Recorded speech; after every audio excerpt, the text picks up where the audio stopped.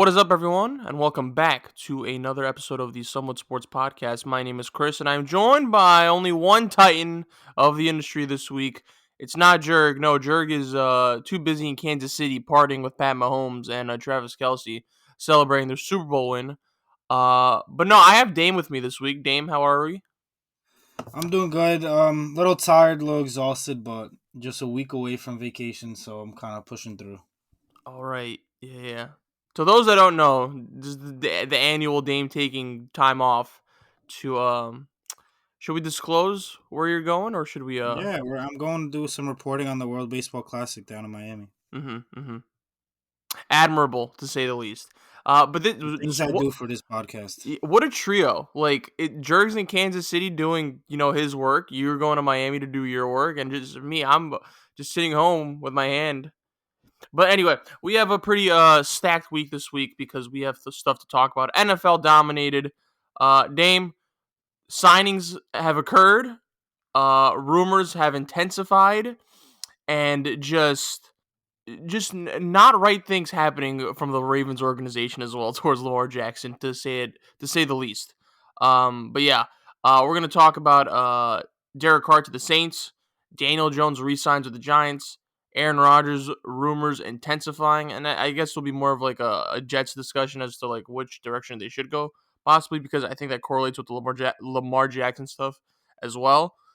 And of course, we're going to talk about Lamar Jackson because we haven't talked about him ad nauseum so far. So, like, we have to talk about it. Well, I mean, to our defense, there has been new updates in the whole Lamar Jackson Ravens saga. So, Dame, we're ready to go. Yes, sir. Okay. Derek Carr signs with the New Orleans Saints. 4 years. How much was it, Dame? Do you know how much? 160, I believe. Okay, 160 mil. Yeah, we talked about this. You got this one right because when we made predictions as to where Derek Carr may end up, it was either I think 4 for 150. 150. 4 for 150. Okay. 100 million guaranteed. Okay. Oof. All right. So we predicted that he'd end up with the Saints or the Jets. Turns out he was going to the Saints. So Dame, the Saints are kind of. I think on paper they have a decent roster, but they're kind of a mess, especially salary cap wise. But I do think they have some good pieces. And they were without a quarterback. I believe who was it was Jameis Winston who got hurt, and then it was Dalton. Andy Dalton, exactly. So they were without a quarterback. They get Derek Carr, and yeah, in my opinion, and we kind of talked about this, so we don't have to go in depth with it. They are, the leaders of the NFC South right now. As of right now, I think they're guaranteed a playoff spot. Tell me not. Like I think that division is so abysmal, and now with Derek Carr there. And now look, we're not saying Derek Carr is the best quarterback, but he's all right. He's decent enough to make them better than what they were. And since that division is wide open, hey man, you get at least one home playoff game.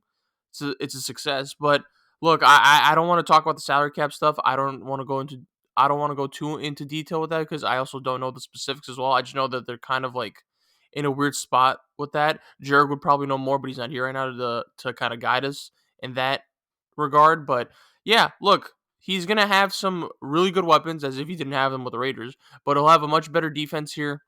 So he's going to have a really good defense, really good wide receivers. I'm assuming Michael Thomas.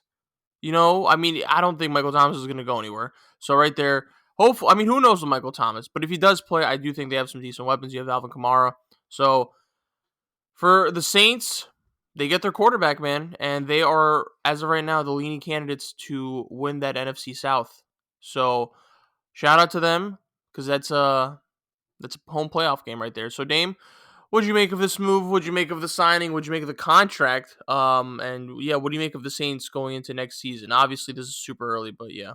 Yeah, I mean, I know I did predicted it, but I think either you or Jurg or both of you guys predicted Carr don't go into the Saints too because when Carr was kind of going around having meetings, the Saints and the Raiders had actually agreed to the trade compensation as to what it was going to be, but Derek Carr decided that he didn't want anything to be a trade and that he'd rather just sign with a team in free agency so the team doesn't have to give up draft capital or whatever the case may be. So to me, that was a sign that Carr and the Saints had formed a really good connection before he got released.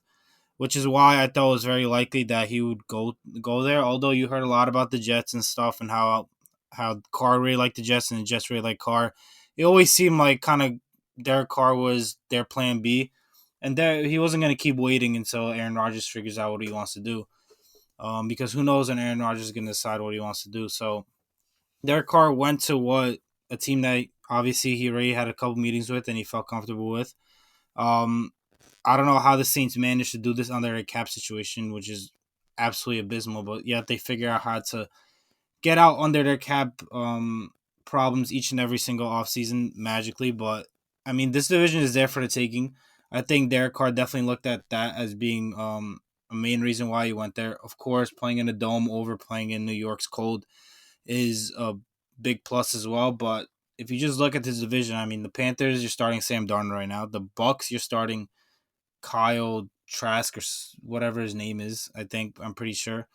And then the last team, who's the last team in that division? The Saints, Falcons? Bucks, Falcons? Falcons. There you go. Falcons got what was saying Desmond Ritter. Like this Yeah. division is for the Saints for the taking. I believe they had the best roster in general, in the entire division. I just think they're that one quarterback away to kind of put them over the top. I think that's the reason why didn't it win the division last year is because Tom Brady was just slightly better than Andy Dalton. But if Tom Brady was still there this year, I'd still pick the Saints because of how much better their rosters and everyone else, and Derek Carr is just obviously far and away the best QB in the division.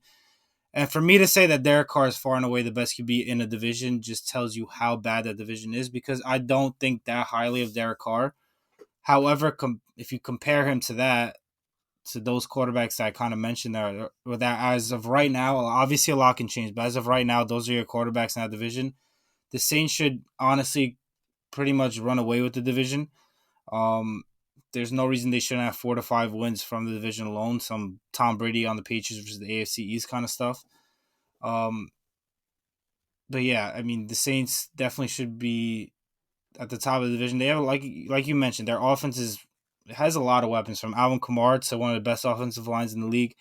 Who knows about Michael Thomas? But they still have Chris Olave. Their defense is sick, and playing in front of playing at home, they have one of the best home field advantages in the entire NFL as well. So I just think there was a match made in heaven, and Derek Carr is going to be happy. He's going to be winning a lot more than he did on the Raiders, I believe, unless something magical happens in that division. And the Saints are going to have a guy that um, won't lose them games, but he won't win them many games either. As long as they put the right pieces around him on the offensive, defensive side of the ball, I don't think they'll be happy with their choice to bring in Derek Carr. Yeah, I hear you. Okay, let's move on to the New York Giants, the football Giants, as they re-signed Daniel Jones to 4 years, $160 million. They also tagged Saquon Barkley, so they're bringing the gang back together next season. Dame, if you told me, because we saw the draft in which he got drafted in together, which feels like a millennium ago, if you told me that man that we just started laughing at because the Giants picked him would eventually re-sign with them for 4 years, 160 million. I think you're on the craziest of drugs, and I can't believe it. I cannot believe this. When the rumors came out that he was like looking for 40 million a year, I'm like, this has got to be a joke, man. Like, I mean, what are we doing here? I'm like, he had one good season, and like he kind of got that. So, wow. I mean, look, obviously we're not the biggest supporters of Daniel Jones. I think we thought he had a good season this past season, and obviously Brian Dable has a lot to do with that. But I said this before. I thought the Giants had a really good season at the worst time because they had to. You have to make a commitment like this to a player that only had one good season, and it's tough because now that's your quarterback going forward. Like Dame, like I think I saw this. I don't know who said it, but I heard about it. It might have been a press conference with one of the Giants front office dudes. It's like you're banking like with this move, you're saying you want to compete for a Super Bowl with Daniel Jones. Is that gonna happen, bro? I know the NFC's kind of weak, but that's basically what you're doing. Like that's your quarterback going forward, man. And like I'm sorry, you're not even gonna come out of the NFC East. It's a gargantuan commitment to a player that doesn't seem like he's worth it, man. But look, we're not Giants fans. We have a lot of friends that are Giants fans. I've seen a lot of coping with them saying, "Oh, you know what? The deal isn't that bad actually when you look at it." It's like, "No, no, no, man. It's over." Say his It's name. so Say his name. and I won't, Vinny, but like you, it's like you're stuck in mediocrity is how I look at it now. And I could be wrong. He could prove me wrong, and the deal could end up looking decent down the line. The Giants could get better. I mean, look, good for him. He secured generational wealth after everyone thought he would be a backup for the rest of his career. So good for Daniel Jones for the Giants. I don't know, man. But also, like, it was difficult because what other QB would have gotten? Like, what other QB would the Giants have gotten, right? And it's just like they couldn't tank. I mean, like you could just like let Daniel Jones go and then just tank the season for Caleb Williams, but like they're not going to do that. That's like ass backwards when you talk about development and just like culture shift, right? That's just us talking fantasy type stuff. But yeah, man, it was it was a weird scenario because I didn't know where they were going to go with the QB situation, but it's just now you're stuck with DJ, and I don't know. I don't hate Daniel Jones. I think he proved. I mean, he proved a lot of people wrong. He won a playoff game. We cannot brush by that. But um, if the Giants make the playoffs next year and he has a good season like he did this one that just passed, then okay. Like I'll start to feel a little bit warmer, not completely, but just a little bit. But ultimately bearish on this contract for Daniel Jones. So Dame, what'd you make of this? Don't hold back. So I mean, yeah, I was surprised just as everybody else was when I first saw the reports that he was asking for like 48 million or whatever it was. I personally thought it wasn't real. Like I'm not gonna, I wasn't sending it to Chas to be like, oh, like you Giants fans lost. Like I personally just didn't think it was for real. But clearly, after seeing these numbers, it definitely was for real, and he just probably had to come down because of how absolutely ridiculous that number was. Um, no one in the world believes that this guy's worth $40 million a year. I saw a tweet that said like compared the contracts. It was like Daniel Jones, Matt Stafford, Oh yeah. Dak Prescott, Geno Smith, and like Kyler Murray, and then they're like, "Oh, this makes me feel better about the contract." Like, why would it make you feel better about the contract? He's the worst quarterback there. That just proves the point that he's overpaid Isn't he and he making more than shouldn't have done. Mahomes this No, he's season? not. This I upcoming season? actually did this season maybe, but as a totality of the Yeah, yeah, yeah. contract, no. But regardless, I'm just pointing out that one tweet that just tried to make Giants fans feel better when he's clearly the worst quarterback in that group. I don't know what makes you feel better about that. But yeah, for the Giants, it kind of locks them into Daniel Jones for a lot of money. When Daniel Jones, although maybe he isn't a bad quarterback per se, he isn't a guy that's going to go out and win you games. You need to put the right pieces, if not the perfect pieces around him, to be able to win.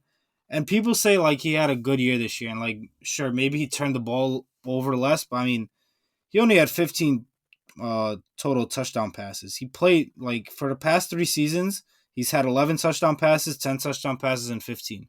He starts more games than he throws touchdown passes. For his career, he started 53 games and he has 60 touchdown passes. Like I mean, that's ridiculous. Like if he's getting paid $40 million a year, that's almost like what over like $2.5 million per touchdown pass. That's awful, awful numbers. Don't know what the Giants are thinking here, but then again, if you look at it from the Giants side, and maybe why Daniel Jones kind of had leverage, the Giants really had no other way to go from the QB standpoint. They have like the 26th pick or something like that. They were not going to be able to be in a position to draft one of the elite quarterbacks in the first round. And really, in free agency, there was no one else. They weren't interested in Derek Carr. They weren't interested in Aaron Rodgers. Aaron Rodgers is probably too much money for them because their cap situation is kind of tight.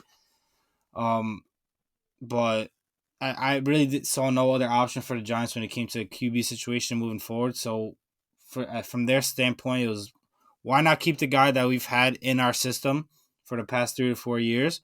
Probably had his best year if you think about not losing his games with Brian Dable in his first year. So why not just sign him to 4 years, give him what he wants, and then we just have to bite the bullet here because you really have no other option. You look like a team that's ready to win now. You won a playoff game this year. This team's moving forward. It's not a rebuilding team, so you kind of need stability there at that quarterback position to not waste the short window you have now, because windows in the NFL to win Super Bowls are very short unless you're like one of the all-time greats. So the Giants need to maximize their time that they have now and going in a rebuilding way and drafting a young quarterback to reset really isn't the way to go. So keeping Daniel Jones in there, keeping the familiarity there. Maybe he reminds him of Eli Manning. I don't know. Eli Manning wasn't that good either, but he had magical runs in the playoffs. So I guess they're maybe hoping Daniel Jones is that because quote unquote he looks like him. But I mean, I personally don't like it for the Giants. Good for Daniel Jones. I mean, you got your bag for being mediocre. So, Mm-hmm. but for the Giants, I just feel like they were kind of had their back against the wall in the situation because they had no other options, and which is why they were kind of forced into this. Yeah. Yeah. Shout out to Daniel Jones, man. That's every guy's dream.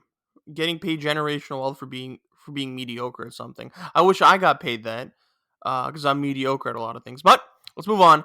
Dame, I'm gonna intertwine these next two because I think they are kind of um not related, but like I feel like let me just say it. So yeah, Aaron Rodgers to the Jets. Yeah, I feel like the rumors are intensifying, and it seems that it's likely that he goes there. Um, I believe the Jets had permission to talk to Aaron Rodgers from the Green Bay Packers.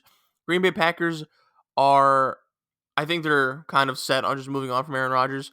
This whole Aaron Rodgers saga is kind of just, so back and forth now, but I do think that the Packers are finally done with him, and I believe they needed to grant the Jets permission to talk to him because it would have been considered tampering, but it seems that if Rodgers does leave, if he decides to make up his mind, then the Jets are the most likely destination for Aaron Rodgers. And Dame, we're both Jets fans here. I don't know what the package would be for Aaron Rodgers. Now, look, it would be a massive improvement from what we've had at the Zach Wilsons and the Mike Whites. On the other hand, another QB that's in Baltimore, Lamar Jackson got the non-exclusive tag from them, and it would be criminal for us to kind of decipher what's been going on in Baltimore, but it's clear that they just don't want to pay Lamar what he's asking. If I'm the Jets, man, and we've talked about this before, maybe off mic or on mic, I don't remember, turn the plane around, bro, meet up with Lamar. Bro, I would much rather the Jets, and I probably speak for you as well, get Lamar than Aaron Rodgers. Dame, would you agree with me on that? That we would go, Yeah, 100%. yeah, and it's just like, you're gonna have to give him more draft capital, but like it's Lamar Jackson, man. Like he also fits like the timeline for our players because like you know, a lot of our best players are young, right? And I think Lamar Jackson just fits our young core. And obviously, look, dude, Aaron Rodgers is about to be 40. The fuck do we need him for, man? Like I'm not saying like Aaron Rodgers is a scrub, but like he's not gonna be what he once was, bro. And he comes with OD baggage, and I know like there's a little bit of a health concern with Lamar Jackson, but I'd rather take that than Aaron Rodgers, man. I'd rather like take him with a health concern than Aaron Rodgers, who's on his bullshit most of the time and like pushing 40. There's a part of me that hopes the Aaron Rodgers talks kind of fall apart and they just pivot to Lamar Jackson. And by the way, so there is, I believe, weirdly enough, the day of when they announced the non-exclusive tag, it was the Commanders, the Dolphins, the Raiders, and I'm missing like two teams. Um, or the Panthers, and I think there was one other team saying that they're not interested. That they're not interested in Falcons. the Falcons. So all announced that they were not interested in pursuing Lamar, and I'm just like, okay, that's a little bit suspect. Like, what are we doing here? What do you mean?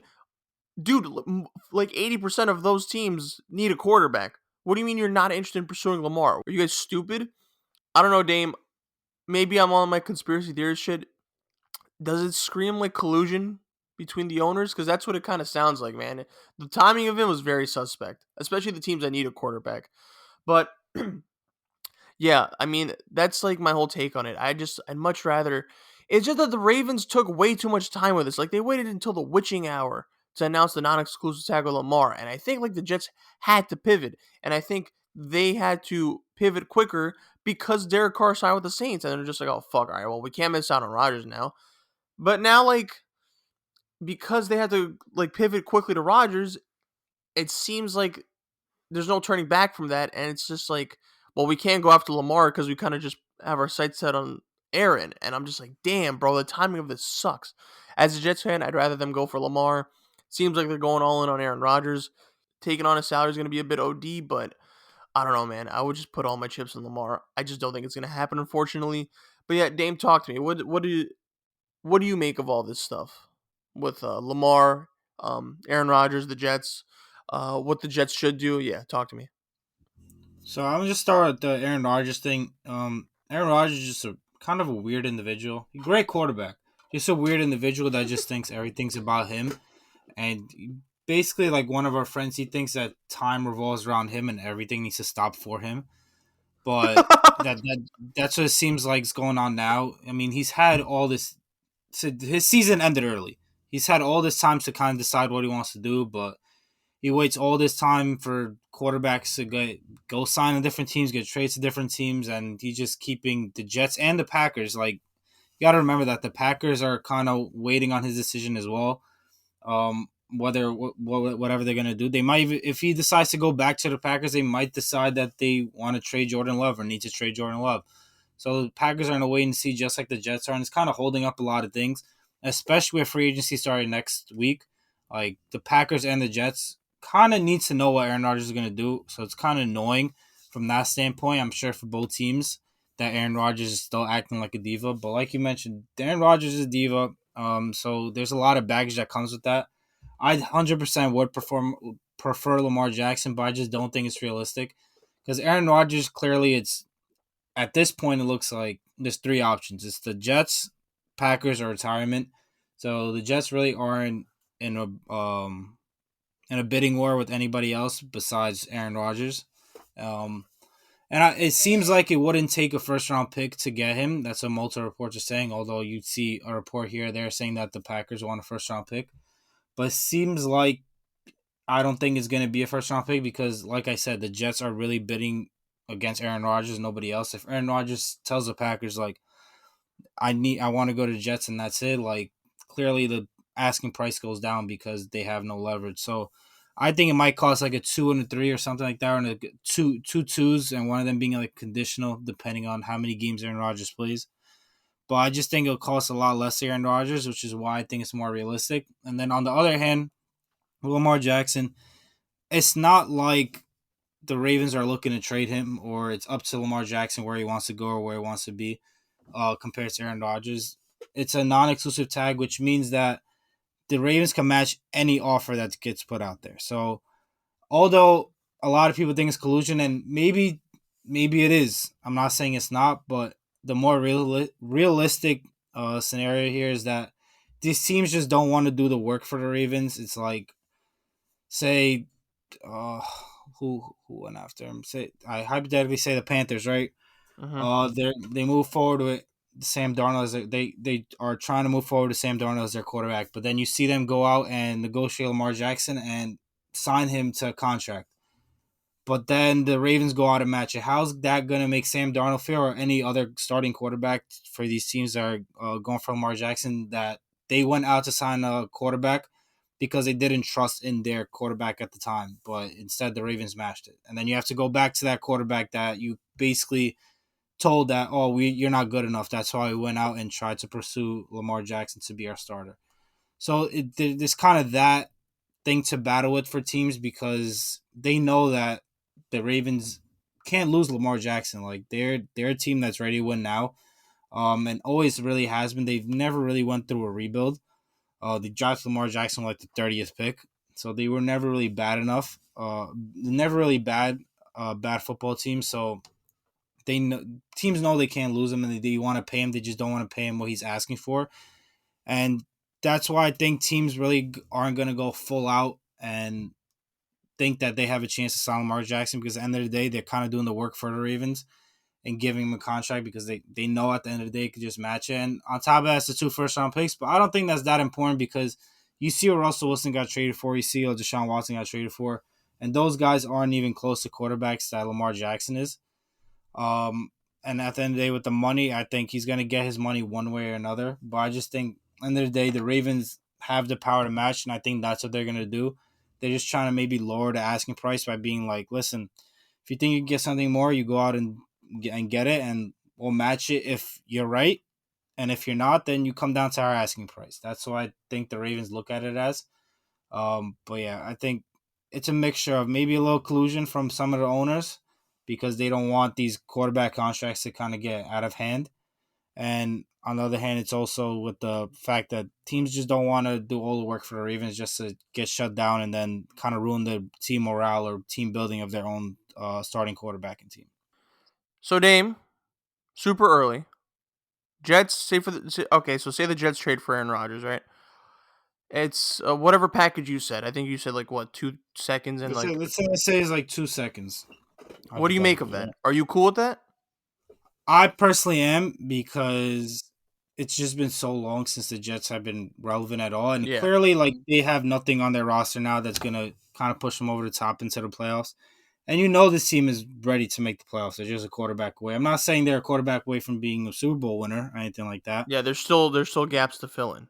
Yeah, but they have a top five defense. They have playmakers on the offensive side of the ball. Brees Hall coming back, Garrett Wilson, Elijah Moore, and they still have that 13th pick, which I think would be huge because you just get an offensive lineman to protect Aaron Rodgers, Mm-hmm. or you go out and draft another weapon for Aaron Quentin Rodgers. So Johnson, Johnston. maybe you could go many other ways if you are able to keep that first round pick and acquire Aaron Rodgers. So I think, and based off the fact that it's kind of like we mentioned with the Giants, there really is not many options out there for the Jets. Because, like I mentioned, I don't think Lamar Jackson is realistic. So I think it's Aaron Rodgers or maybe Ryan Tannehill, and that's a huge drop off that no Jets fan wants to deal with, and I'm sure no Jets players wants to deal with. So I would be personally okay with it. It's a second round pick. It is what it is, and you're not gonna get an Aaron Rodgers in the second round. So I think you give yourself the best chance to win now.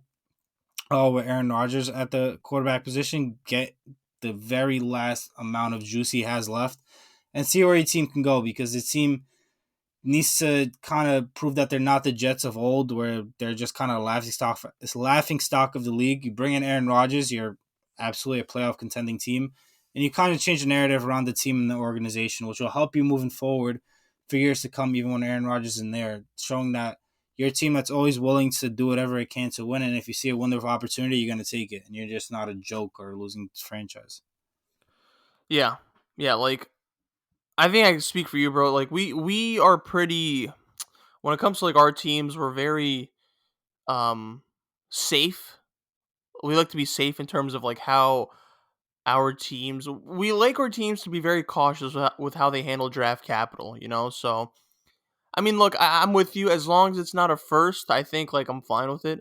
Um, but like if the Jets didn't look as good as they did last season, then I think I'd be a little bit more hesitant because then I'd be like, I don't know, man. I don't like. I think we need a little bit more um than just Aaron Rodgers. Like, dude, should we put in all our chips in for Aaron Rodgers? It doesn't seem like we're ready to compete. That's what my mindset would have been if like we weren't that great. We weren't that good last season. So I'm with you. If it was a first, I'd be hesitant. I'd be extremely hesitant. But if we get to keep our first, draft an offensive lineman, maybe draft another wide receiver or something, because I do think the Jets are in need of another wide receiver as well, then okay. Like I'm whatever, I'm fine with it. And then of course it's free agency as well. So you could also fill in those gaps with free agency moves. And they just cut Braxton Berrios, so they saved some money there. The Jets also did trade for Chuck Clark, I believe. Um, Yes. you know, within the margin moves. So they are operating cautiously. I believe they probably did like the cap space mathematics to like see if this could work, and I think they have. I do think that they have. I do think the asking price, like I think there's an agreement like verbally in terms of like what the Yeah, I think compensation there's would be. I think there's like a understanding of where the conversation would be at. I don't Mm-hmm. think maybe they have a specific deal in place, but I Mm-hmm. think maybe it was like the Jets because they need the Packers needed to give the Jets permission to mirror Aaron Rodgers, or else it would have been tampering. So clearly the two sides have talked, and I think the Jets wouldn't have went out of their way to kind of pursue Aaron Rodgers and talk to Aaron Rodgers and fly obviously to LA to meet with him in person if they didn't feel confident in getting a trade done with the Packers. So I think maybe they talk to Packers. Listen, like we're not giving up a first for this guy. We know it's either us or retirement for him or coming back to you. So we're willing to work a package around mid-round pick, a second-round pick plus something else, but we're not willing to give a first-round pick. And I think the Packers understand where the Jets are coming from in that standpoint. And we're like, okay, like we can work something out. If the first-round pick isn't guaranteed to be in there, we're interested in another package outside our first-round pick, so we allow you to go talk to Aaron Rodgers. I think maybe the conversation went something like that. Yeah, I agree. Yeah, so by the way, we also have Jurg's thoughts on all of these things. And Yes. he texted us his thoughts, and I'm gonna read them out loud. So for the Derek Carr to the Saints move, quote from Jurg, who's with Patrick Mahomes and Travis Kelce right now. Carr to the Saints isn't a shock since he talked to them so much. I never like paying mid QBs a lot, and I don't know if he really fixes everything. They're likely to lose pieces, and with Thomas and Kamara futures in the air, parentheses Thomas injuries and contract and Kamara legal stuff, an offensive line that hasn't been great since Armstead left, and I don't like Dennis Allen as a coach. You can tell offensively they were bad last year. QB be damned. So, Jurg, I think is a little bit more pessimistic than us when it comes to the Saints' direction. Uh, on Daniel Jones, quote, remember when the Jags overpaid Bortles after the AFC title game appearance season and regretted it literally next season? Yeah, this is that.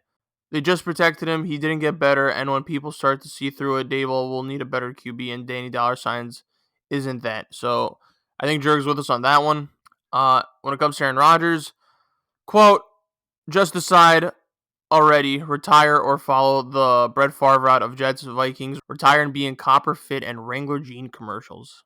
It's a little bit harsh towards Aaron Rodgers from Jurg, but maybe appropriately so. On Lamar Jackson, quote, hope he gets his bread and leaves the Ravens. They deserve nothing good. Just ruthless from Jurg. Just ruthless, just angry. And I hear him. I agree with him on the Ravens front. Agree with him with the Aaron Rodgers stuff. Because, like, Aaron Rodgers, I mean, like, come on, bro. We gotta. It's now or never, bro. Just decide already, man. Like he's so extra that he's gonna take so much time, and yeah, I agree with Jurg. It's just like let's speed up the process, bro. It's come on now. I have zero patience for Aaron Rodgers, but like, what am I gonna do? There's no other QB on the market for us. I mean, unless we go after Lamar, but that's not gonna happen. Daniel Jones, I think we probably share the same sentiments. And the Derek Carr Saints move, I think he's just a little bit more bearish as opposed to us, who are slightly a bit more bullish than he is. But yeah, overall, I think we all share the same exact opinion here. But yeah, Dame, I think that'll do it for this week. Is there anything else we need to chat about? This might be our shortest episode. There really is no basketball news, football news. Obviously, next week is free agency. It starts, I think, Tuesday. Tuesday, like the tampering period starts, so you hear about signings, and then Wednesday, I think they become official. So if we record Thursday or late Wednesday, like we'll have signings to talk about. So that'll be exciting because there's a lot of free agents out there this year. The Eagles, a Super Bowl team, have like 10 themselves. Guys like Orlando Brown, free agents. Like there's a lot of guys out there that could sign and that could make for an interesting podcast to talk about. Other than that, baseball, we're gonna come soon with a preview for the season. The World Baseball Classic is now. Mm-hmm. There really isn't much to talk about that for now. But yeah, baseball's coming. We're gonna have a season preview for that. But next week should be a good one on the NFL free agents because right now we talked about what there is. Yeah, and we also have our NFL mock draft soon. Yes, And yes. we'll have to, find out what the order is, and we're gonna have to find out who's gonna do it with us. So, just a lot of So about to stuff. get scummed again, and What robbed. do you want me to do? What do you want me to do? It's just chance. Just don't ring it. Mm. Yeah, but and NBA playoffs are kind of around the corner. Some pretty big Me too. news on the Phoenix Suns front because Kevin Durant might miss the. Did you hear about this? He might miss the rest of the regular Yeah, did season, you see how he got hurt? bro. It's such like a sitcom way of like Yeah, shit happening. Like I cannot believe that happened, bro. His ankle really turned OD, dude. I was like, oh shit, yeah, and it's a grade 2, and I'm like, oh damn. Um, yeah, I mean, look, it's KD. I think he'll be fine by the playoffs. Get some extra rest, but I heard he was in a walking boot, which is not ideal. Man, these injuries are starting to pile up, though, bro. They are starting to pile up, and I don't know. I still have faith in them that they're going to be the favorites for me going into the playoffs, but not ideal. Not ideal, man. Um, yeah. Any quick thoughts on that, and then we'll just wrap it up. I mean, it's tough because the Suns with Kevin Durant look virtually unstoppable. Their offense looks sick with him and Devin Booker. So I was kind of excited to see where they go in the playoffs because, I mean, it's an exciting team, and but this sucks because him out, LeBron out. Like, there's a lot of injuries going on now. Obviously, Ja with his absolute shooting spree is out. It's a lot of star guys that are must Luca watch got hurt. TV.